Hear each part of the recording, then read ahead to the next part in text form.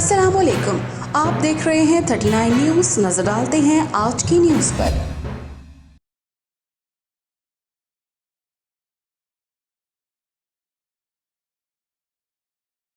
تفصیلات جانتے ہیں اپنے نمائندے سے۔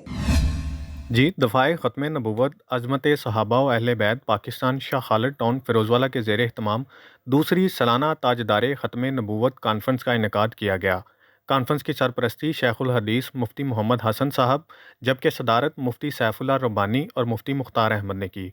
کانفرنس کا آغاز قاری حماد انور نفیسی اور قاری قاسم نقشبندی کی تلاوت سے ہوا۔ کانفرنس میں ملک کے نامور ثنا خواں مولانا محمد قاسم گجر اور حافظ ظفر شہزاد گجر نے بارگاہ رسالت مآب صلی اللہ علیہ وآلہ وسلم میں نذرانہ عقیدت کے پھول نچھاور کیے۔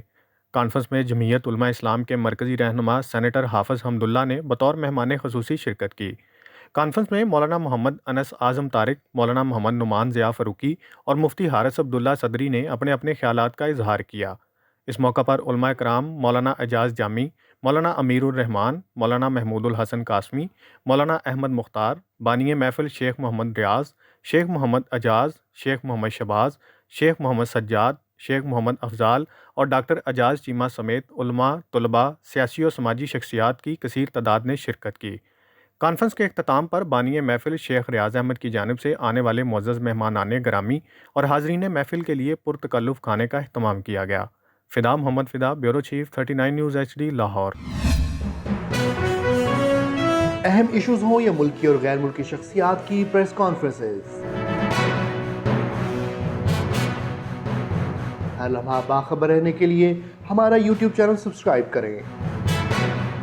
باوثوق ذرائع سے مصدقہ خبروں، تجزیوں اور تبصروں سے مستفید ہونے کے لیے ابھی ہماری ویب سائٹ کو وزٹ کیجیے۔